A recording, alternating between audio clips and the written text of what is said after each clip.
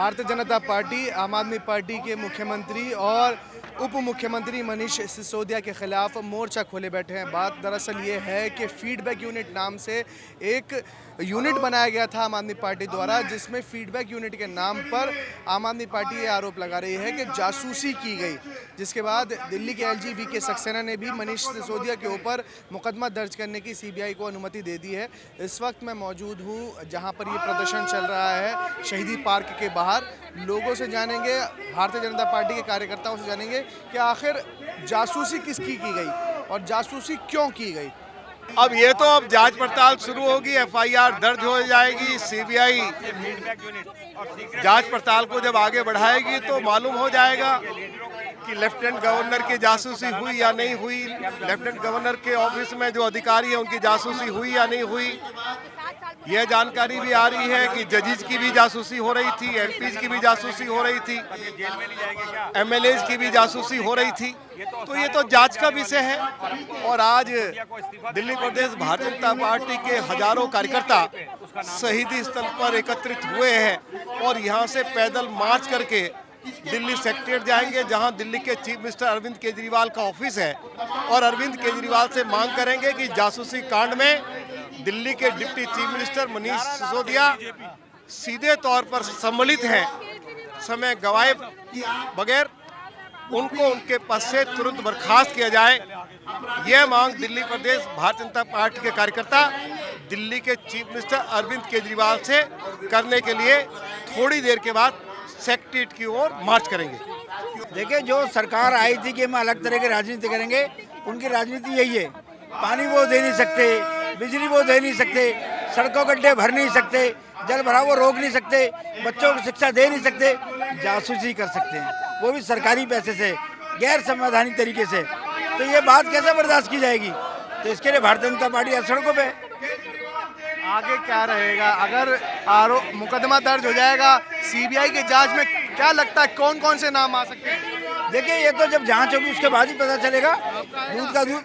अरे हम तो जनता के हित में काम करने वाले लोग हैं, जो भी आएगा जनता के हित में आएगा। हम जनता के लिए लड़ते हैं, जनता के लिए काम करते हैं। दिल्ली सरकार की कलई खुलेगी और दिल्ली सरकार का अब सफाया होने वाला है। केजरीवाल साहब जवाब दें इस बात का कि उन्होंने जो एफबीयू बनाया, किसकी जासूसी वो करवाना चाहते थे, किस कानून के तहत, किस नियम के तहत उन्होंने एफबीयू का गठन किया, किन लोगों को अपॉइंट किया और उसका बजट कहां से आया, क्या उनका टारगेट था, क्या उद्देश्य था। इन सारी बातों का जवाब मांगने के लिए ही आज हम यहाँ पर बैठे हैं। और ये जिस तरीके से काम करें, एक अराजक पार्टी, एक अराजक सरकार जो अपने ही तरीके से जनता के फंड का दुरुपयोग करती है और अलग अलग प्रकार के। लेकिन केजरीवाल साहब कह रहे हैं मेरी छवि साफ है, क्लीन चिट मिलेगी जैसे पहले मिलती है। तो क्लीन चिट का जवाब देना पड़ेगा ना, उनकी मंशा का जवाब देना पड़ेगा कि जो कहीं से हो नहीं सकता था, ऐसा यूनिट बना करके आज भी हमारे देश में ये कानूनन जुर्म है और जुर्म खुद सरकार कर रही है, तो उसका जवाब तो देंगे वो। तो आज बहुत ही शर्म की बात है कि केजरीवाल साहब दिल्ली के मुख्यमंत्री होने के बावजूद भी ऐसे अराजक काम करते हैं। केजरीवाल से पूछो वो दूरबीनों से क्या देख रहा है, उसने फीडबैक यूनिट क्यों बनाई, उसने सीक्रेट सर्विस फंड क्यों बनाया, जब कानून परमिट नहीं कर रहा उसके बाद भी वो लोगों की जासूसी कर रहा है अपने विरोधियों के। तो हम भी देख रहे हैं ये कैसे जासूसी करते हैं। इनका 1 साल का काला चिट्ठा आएगा, मनीष सिसोदिया अपने पद से इस्तीफा दें, नहीं तो जेल जाएंगे। एलजी ने पहले ही सीबीआई को उनका नाम भेज दिया है। वो कहते हैं एलजी साहब हमारी सुनते नहीं, हमसे भड़ास निकालने के लिए ऐसे काम कर रहे हैं। एलजी उनके सुनते नहीं हैं और इसलिए आप स्कैंडल करते रहेंगे। आप उनसे परमिशन नहीं लेंगे, आप उनके पास फाइल नहीं भेजेंगे, आप अपने विरोधियों की, गवर्नमेंट ऑफिसर्स की जासूसी कराएंगे, फिर उनको ब्लैकमेलिंग करेंगे। जी, क्या लगता है किसकी जासूसी करवाई होगी केजरीवाल साहब ने? मुझे तो लगता है आपकी भी करवाई है। उन्होंने किसी मीडिया हाउस को नहीं छोड़ा, उन्होंने किसी सरकारी कर्मचारी को नहीं छोड़ा। राजनेता तो उनके निशाने पे थे ही, बीजेपी के सांसद हो, मंत्री हो, विधायक हो, सबकी जासूसी करवा रहे हैं। और किस बात का डर है अरविंद केजरीवाल को, किससे डर रहे हैं और इसकी जरूरत क्या है? और अगर बनाना भी था तो इसकी संवैधानिक प्रक्रिया का पालन करते। ली थी क्या एलजी से परमिशन? नहीं ली थी। इसलिए हम कह रहे हैं कि सीक्रेट सर्विस फंड में पैसा जो आया कहाँ खर्च हो रहा था, किसको दबाने के लिए खर्च हो रहा था। इसलिए अरविंद केजरीवाल, मनीष सिसोदिया दोनों के खिलाफ एफआईआर दर्ज होनी चाहिए।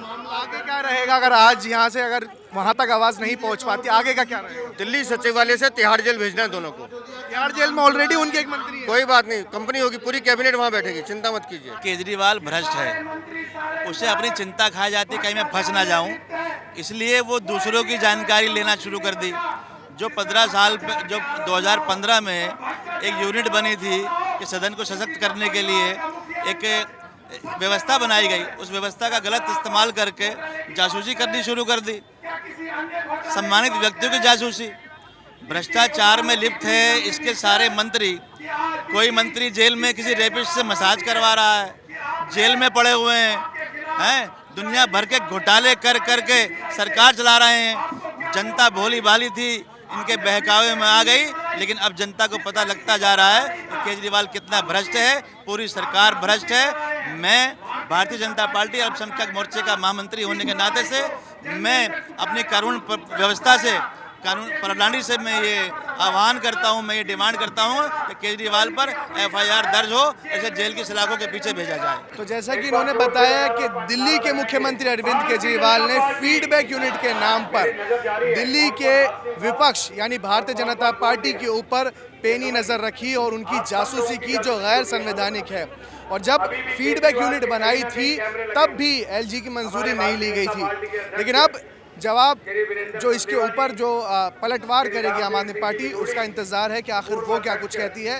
लेकिन भारतीय जनता पार्टी का साफ तौर पर कहना है कि वो टस से मस नहीं होने वाले हैं और अरविंद केजरीवाल जो दिल्ली के मुख्यमंत्री हैं उनका इस्तीफा लेकर ही मानेंगे। वीडियो जर्नलिस्ट नीरज के साथ में जबरान जरार खान, न्यूज़ 44 दिल्ली।